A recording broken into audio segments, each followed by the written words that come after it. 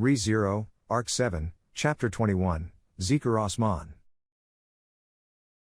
Zikr Osman, General Second Class of the Wallachian Empire, was known as the womanizer. There were many words to describe him, like sex-obsessed, lecherous, and lustful. For an imperial soldier who had to set an example of true strength and gain the respect of his fellow officers, it was a rather disgraceful set of terms. However, Zikr Osman himself liked being known as the womanizer. No, it would not be an exaggeration to say he took pride in it. The reason why? It was because Zikr hated the nickname he had been given before being dubbed the womanizer. For a soldier, to be called by such a nickname was an unbearable humiliation. Thus, he proudly paraded the title of womanizer, which made his fellow soldiers forget that other nickname. Anyway, although called such, the meaning of Zikr being labeled the womanizer differed from that of so-called Casanovas or from the vices of the sort of men who looked down on women. The Osman household had produced a lineage of soldiers for generations, but in Zikr's generation the blood had been unbalanced, and, for some reason, the family had only sired females.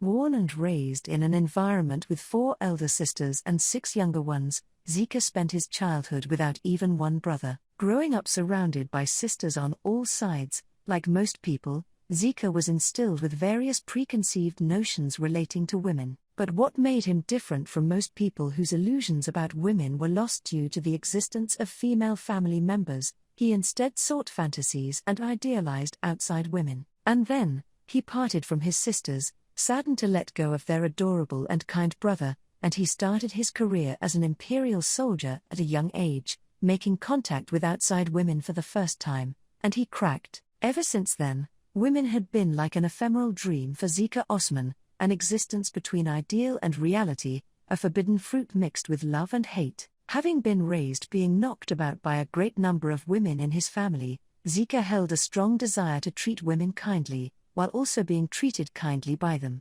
Therefore, he considered it a supreme pleasure to serve women and to be served by them, which he put into practice. This attitude differed from most of the dominant men of the empire, which combined with jealousy and contempt for his precise tactics and safe victories, led to the name womanizer. But, as said at the beginning, Zikr Osman enjoyed that sobriquet, the womanizer. Was it not rather splendid? After all, there were more men who liked women than disliked them, which brought opportunities to speak with many officers. Zikr's stance was clear and left no doubt, and his subordinates, knowing their superior officer's taste, naturally looked up to him as the womanizer, and respected him. The womanizer, was it not rather splendid? Zikr Osman was the man who had risen to the rank of an imperial general second class, despite being called such. With the emperor ousted from his throne, to squeeze the life out of him, his political opponents had chosen the very best within the limits of their dominion, which was none other than he. It was surely the threatening general called the womanizer, Zikr Osman. From the beginning, Zikr had a hunch that something about the expedition smelled fishy. Military exercises were held in the area around the Budim jungle in the eastern part of the empire every year, but this year they had been held earlier, and, including Zikr, only a portion of the commissioned officers had been notified of the expedition's purpose. Negotiations with the people of Shudrak. Zikr, the people of Shudrak hiding in Budim, an indigenous people that lived in the Budim jungle. The tribe was known for having a long history. They were also famous for not emerging out of the considerably dense jungle, and Zikr had never encountered them firsthand. But, he had heard that they were a matriarchal tribe, and he wished to meet them just once. Living deep in the jungle, their approach of capturing outside men for use as tools to produce children was also fascinating. Likely, they were all strong, indomitable women, he thought. Women were good. Strong or weak, gentle or harsh, all flavors. After all, they could not all be lumped together. Older sisters, and younger sisters too, had times when they were gentle and times when they were harsh, times when they were sweet and times when they were bitter. If a single woman displayed such kaleidoscopic splendor, how could one think of lumping multiple women together? Therefore, Zikr, to make them swear fealty, or be destroyed. What is the imperial capital thinking? That was the secret order given behind closed doors to Zikr, before he departed for the expedition. Word from the imperial capital Rupgana affirmed that this expedition's true purpose was to either win over the people of Shudrak, or annihilate them. He attempted to ascertain that there was no mistake, but the reply from the imperial capital remained immutable, and Zikr had no choice but to comply. However, he had heard about some kind of trouble brewing within the imperial capital, so he could imagine that had something to do with the purpose of the expedition on this occasion. That much was clear from the fact that the common soldiers had been ordered to execute this plan while the purpose of the expedition was hidden from them. What His Excellency, the Emperor, was thinking, Zikr had no idea. Zikr, but then, no one can read that gentleman's deeper intentions, can they? The 77th Emperor of the Sacred Wallachian Empire, Vincent Wallachia. That was the name of the one who ruled over this empire, the wisest man of this age, who never allowed others to read the depths of his thoughts. In the Crystal Palace of the imperial capital of Rupgana, His Excellency the Emperor was considered to have a clear view of the entire vast empire. Even though Zikr was a general second class, his post was far removed from the imperial capital, and he had little opportunity to see his countenance. Yet, his ingenuity and renown crossed the distance to reach Zikr's ears. Within an imperial society in which the strong consumed the weak, greedily climbing was seen as an inevitability. In a world in which various clans and locales revolted, and the live coals of insurrection would flare up every day, Vincent crushed every problem before it could become a raging inferno. In the 8 years since the inception of his reign, the Wallachian Empire had become astonishingly peaceful. Blood was spilled, flames were fanned, and lives were lost. And still, these were the most tranquil days since the founding of the Wallachian Empire. Therefore, this completely thorough approach towards the people of Shudrak caused Zikr to furrow his brow. Though he was a perfect son of battle, His Excellency the Emperor avoided battle in some respects. It was not that he loathed war, but that he had deemed it foolishness, and that was the reason for his decisions. That was the supposition Zikr embraced of his own accord. Perhaps this feeling was because of a sense that he had been betrayed? No, it's not like that, General Second-Class Zikr. I understand your thinking, sir. I'm just a common soldier myself, but I also have to consider all sorts of things, said one of the common soldiers, listening to him with a charming smile. They were having a moment in a tavern while they were stationed in the fortress city of Garrel, where the expedition was based. On the nights that Zikr did not spend with women, he enjoyed drinking with his subordinates in such a manner. And in addition, rather than a retinue of high-ranked officers or generals of the third class, he would drink with lower-ranked ordinary soldiers. Of course, most soldiers did not particularly want to drink alcohol with their superiors. Even so, Zikr liked such rituals whenever he went on expeditions, as it helped him understand the thoughts and preferences of the subordinates he traveled with. But on this night, he may have said a bit too much. The soldier he was drinking with that day was an awfully talkative, chatty sort. As they drank, he was always looking around, brimming with curiosity. When asked what he was thinking about, he joked that he was hypothesizing what would happen if the tavern turned into a battlefield. An attitude of constant combat readiness, and a lack of timidness towards his superior officers' company. Such an imperial mindset combined with his personal affection towards humanity led to him speaking of things he ought not to. It was not like he had declared the contents of the secret order regarding the people of Shudrak, and though he did not state it explicitly, he got the feeling it was clear from how he had been listened to. Had he been a spy from another country, Zikr would be executed for such a blunder. Soldier, you don't have to worry, I'll even be on the front lines tomorrow by your order, sir. Really, I'm sure the higher-ups have all sorts of motives, but it's nothing to do with me. As his drunkenness faded and Zikr came to his senses, the soldier spoke as if to reassure him, and then just as he had stated, he had departed for the encampment of the expedition at the front lines, the campsite adjacent to the Budin jungle. This was confirmed, and as he remained at the city, Zikr was once again faced with a lump of unease in his chest. In spite of the imperial capital's order for a completely thorough approach to the Shadrakians, urging either subjugation or death, if at all possible, Zikr intended to stick to a persuasive approach. That was what Zikr put his faith in, and what he thought was closest to His Excellency the Emperor's conviction. However, the camp was burned down in a Shadrakian attack. Receiving the unexpected report at the requisitioned city hall, Zikr was aghast. Until last night, up till that very moment, he had intended to do as much as possible to accommodate the Shadrachians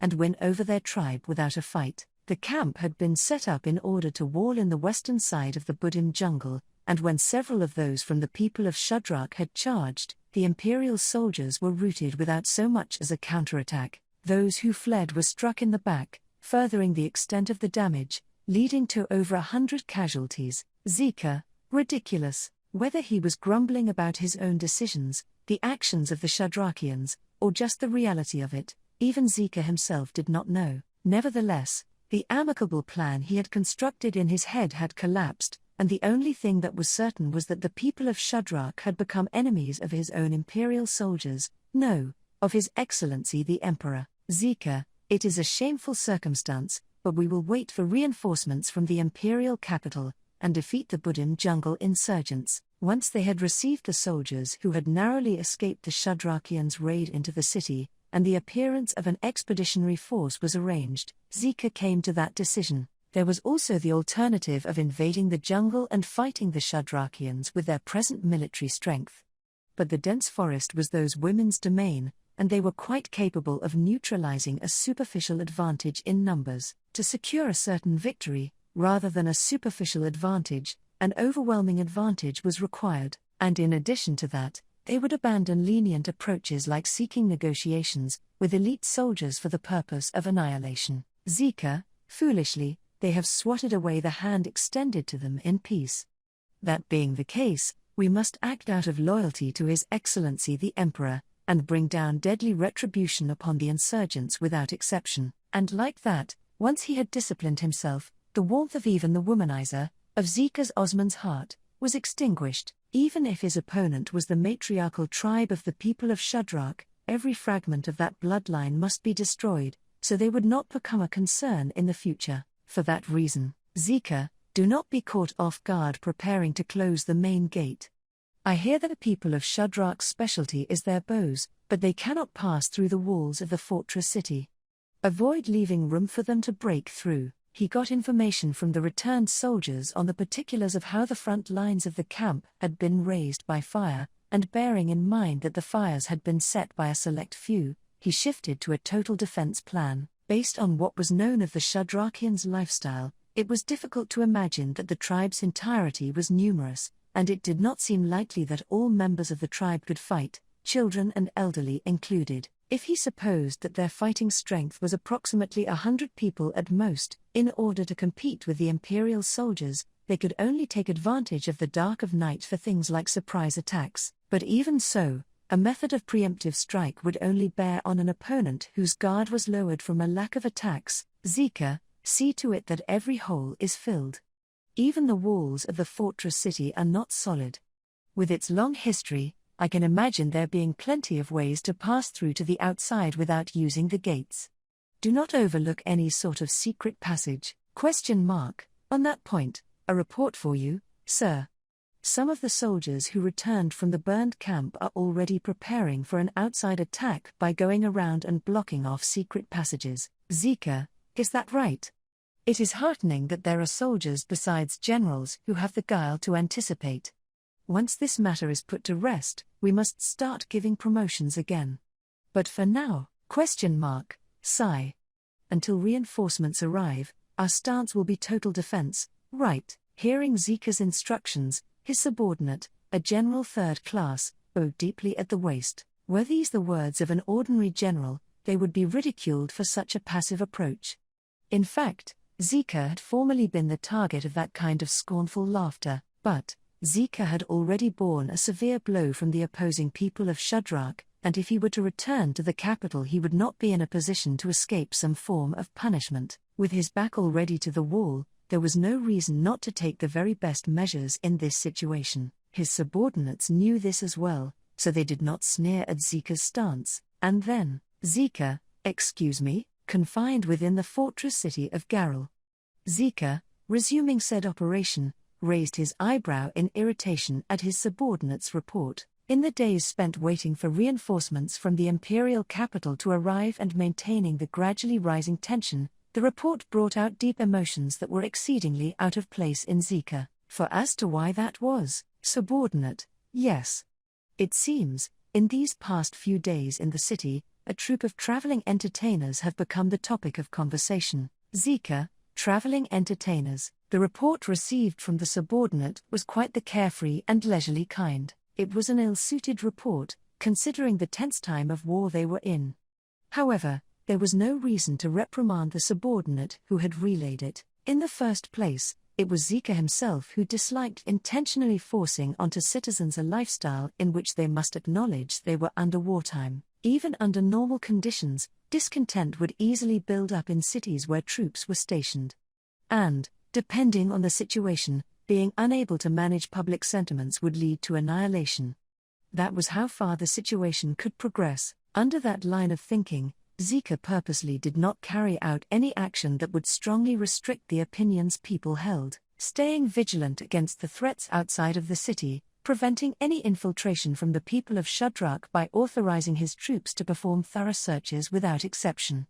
By doing this, he allowed the citizens to continue with their everyday lives. He understood it to be contradictory, but that was the compromise between Zikr's common sense and his military instincts. In any case, because he had taken a position to do things this way, the day-to-day entering and exiting of the city, the security check placed at the front gate and the handling of merchants and peddlers, would remain unchanged. For that reason, it was probably fine to let something like a band of traveling entertainers into the city. But, Zikr, what do you propose with that information? If you are asking to keep them under strict control, I would very much prefer not doing so. Look around us. I can understand why the townsfolk would celebrate that troop. It was a situation where a non-negligible amount of imperial soldiers, together with the guards there stationed, were maintaining patrol around the city. Having escaped the raid, many of the soldiers who entered the city had heightened their hostility and alertness towards the people of Shudrak, and, despite orders to be mindful, disputes with the citizens were constant. It was not hard to imagine that a party of traveling entertainers appearing in the city during all this would bring a modest amount of peace for the citizenry. Therefore, if they were to take that away, Zikr, the citizens' antagonism will erupt. You understand, do you not, subordinate? Of course, your words exactly, sir. That is why, I am not suggesting that we place them under strict control. Just, Zikr, just what? You are making this seem more important than what it truly is. Raising an eyebrow, Zikr impatiently urged the hesitant subordinate to continue his sentence. Then, after a minute of silence, the subordinate lowered his head as if in resignation. Displaying his respect and non-hostility towards his superior officer by putting a fist on his palm, the subordinate controlled his breathing with a ha, and, subordinate, actually that troop. Those dancers are quite impressive, but, your thoughts, sir? What do you make of seeing them once too, Zikr? Me? It is not that dancers are not tempting for me too, but, hearing his subordinate's unexpected proposal, Zikr widened his eyes in surprise. His history with this subordinate was long, and they had walked on many worthy battlefields together. It was unthinkable that he would bring up this proposal without any thought to it. However, Zikr could not infer the real reason as to why his subordinate wanted to show the dancers to Zikr. Subordinate, sir, I cannot be saying this out too loud, but discontent within the troops is also increasing. Zikr, The subordinate straightened himself and disclosed that to the puzzled Zikr, the grave observation told to Zikr naturally made his eyes narrow. When he wordlessly encouraged his subordinate to keep talking, the subordinate slightly lowered his voice and, subordinate, they have certain thoughts about the reinforcements from the ungenerous imperial capital, but they seem to have doubts about you too, sir, who decided to coop up in the city and take a defensive stance. There is also the case with the burnt encampment, Zikr, I see.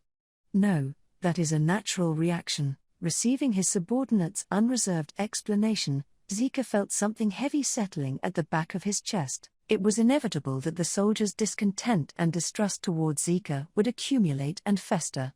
Allowing the people of Shudrak to execute their preemptive strike, and in turn causing the death of numerous soldiers, had been Zikr's fault. After that event, the troops they reunited with were not given a chance to recover. So it was no surprise that they aimed their displeasure towards Zikr. Subordinate, among the more critical gossipers, they call you Sir A. Zikr, not another word. Subordinate, HK, excuse my impudence. Interrupting his subordinate's ongoing sentence, Zikr placed a hand on his forehead. If a superior officer were to be passive towards their subordinates' attitudes and discontent towards their superior, Zikr could imagine the curses those subordinates would spit out. He could think of those unbearable and straightforward slurs. Even after receiving the position of General Second Class, he could not come to accept those kinds of insults, and, only when his thinking led him to this point, did he figure out what the intention behind his subordinate's proposal had been. Zikr, I see now. Essentially, prepare a space where the troops' grievances can be erased, is what you are saying. Subordinate, correct. Can we not utilize the dancers for this task? Once they see that splendid song and dance, many of the men will. Zikr, ho, I see. You speak as if you have seen them before. Zikr narrowed his eyes and pursued his suspicions, but the subordinate cleared his throat and avoided a straight answer.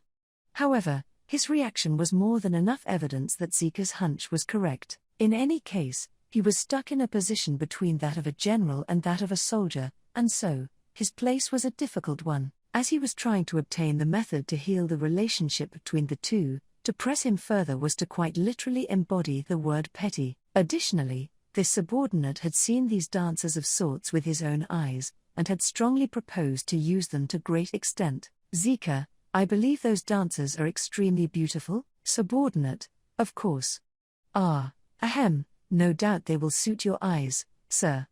Their dancing, the musician's song and performance are splendid too. Zikr, that does raise my expectations quite a bit. Even when responding in kind, Zikr thought their descriptions to be slightly exaggerated, thinking that however, it was indeed joyful that his subordinate had taken into consideration his own standing and the times ahead to provide this proposal.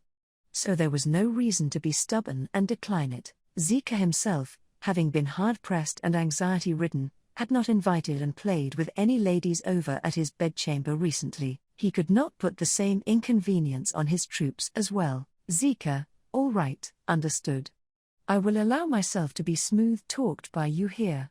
Invite that troop of traveling entertainers and prepare a space to show appreciation for the soldiers. Except, Zikr, make sure they do not bring in any weapons.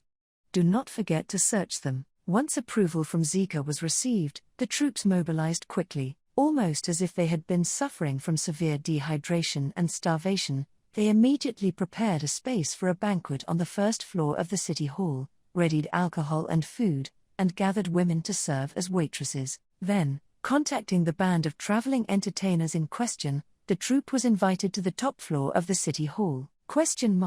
Who you are about to lay your eyes on is the beautiful danseuse from beyond the great waterfall.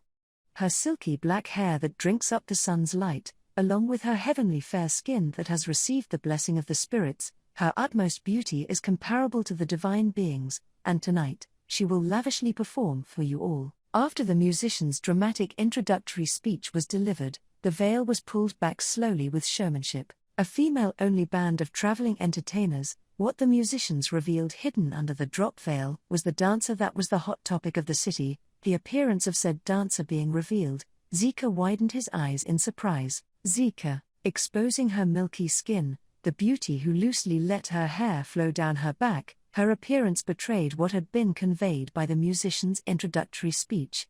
Indeed, such comments were far from sufficient for describing the belle here. Her bewitching black hair, her cream skin wrapped in a light garment. Certainly, there was a magical power to them, one that would mesmerize many of those who would come to gaze at her. However, those factors were merely one portion of the real reason for her beauty, including people other than dancers or musicians. If charisma was what charmed most humans, and if one were to equate charisma with talent, this dancer's aura and appearance was frighteningly overflowing with it. Most of all, what led Zikr to feel such powerful sentiments was none other than the dancer's eyes. To say that those almond-shaped eyes with long lashes were the core of her favorable features was unsuited. It was no exaggeration to think that, on the golden ratio, they were positioned in the most perfect place. The reason his throat unconsciously parched up was because Zikr instinctively felt a craving. Whether that was because he was attracted to the dancer's physicalities, or because he was pulled to the charisma the dancer was entwined with, was a phenomenon that was completely unknown to even Zikr himself. This dancer had already incited such deep emotion with nary a single movement. The size of the impact that would be brought about once she started to actually dance with song and music would be of unimaginable proportions, and Zikr craved to be overwhelmed by an impact of proportions he could not dream of. Black-haired musician, please, allow us the chance to display our danseur's act. In place of the silent dancer, no, danseuse, a musician with matching black hair bowed her head down. The two musicians and the black-haired and blonde-haired ladies were likewise beautiful, however, to Zikr, who was enraptured by the danseur's appearance, they could only be considered an accompaniment. Normally, any thoughts of dismissing women were to be met with self-examination and reflection, but he was burning with fervor, to the point where such thoughts did not even cross his mind. Never, until now, had he so strongly become self-aware of his nickname, womanizer. In reality, Zikr probably was a womanizer. Because, in front of beauty of this scale, staying at a peace of mind was, without a doubt, impossible. And so, with his heart still burning with ardor, the banquet commenced. Of course, seeing as Zikr was the commander, his seat in the banquet was at the very back.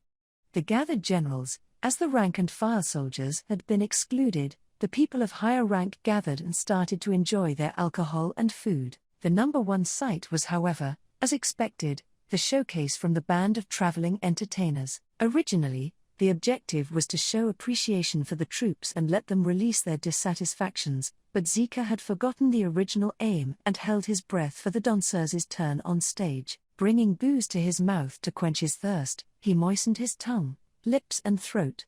He brought his breathing back to normal that way. Zikr's heart was spellbound to that extent. Black-haired musician, tonight, what you will witness is a dance from the hometown of our danseurs, a dance from beyond the great waterfall.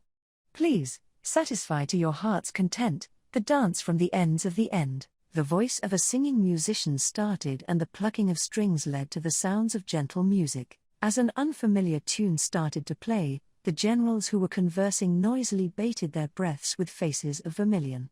They too were unwilling to take their eyes off the performance that was about to start. Then, the danseuse who slowly came into sight, started her breathtaking dance. Everyone, making full use of her long limbs, everybody lost their words at the figure with swaying black hair as she danced. Forgetting to breathe, they stared.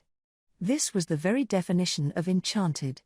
Anyone who witnessed a dance like this and maintained a clear-headed mind had something wrong with them. Someone like that did not understand the value of dance, and possessed the sensibilities of an animal. The imperial soldiers were a pack of wolves, but they were not beasts who did not possess the power of intelligence and speech. Subsequently, the generals also held their breath, forgetting how to breathe, and were bewitched by the stunning danseur's act. Each person lost their voice and were captivated by the danseur's performance. Pitch black hair, smooth, white skin with not a blemish.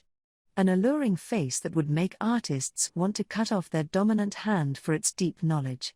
They were charmed by that. However, what continued to attract, boundlessly so, Zikr's eyes, mind and heart, were none of those features. It was the eyes. Just as he thought, he could not shift his gaze from the danseur's eyes. Her long slitted eyes lorded over the stage in which she was dancing on, and were boring right into the very back of the room, at Zikr. Her eyes, which did not leave their target for a single second, directly took hold of Zikr's brain and did not release their grasp. Eventually, the danseuse crossed the hall, advancing right in front of Zikr. Then, softly kneeling in place, raised her two hands and requested Zikr's sword. Naturally, Zikr understood her action, that it signified the wish for a sword. With the world in her grasp, the danseur's dance raised the tension and made it obvious that she would rise to the next level.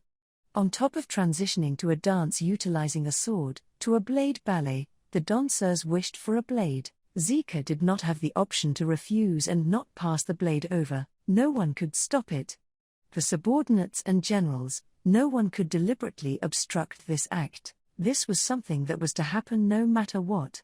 That was how natural this course of action was. That was why, Don Sirs, it is your loss, Zikr Osman, having his unsheathed sword pointed at his throat, hearing that ruthless declaration, Zikr Osman did not process that he had been defeated by virtue of being the womanizer. Zikr, even at this very moment, he could not avert his gaze from the eyes of the Don Sirs who had declared such words. That cold charisma which attracted many, it was as if he had seen it before. That feeling of déjà vu was endlessly branded by flame into the mind of the defeated General Zikr.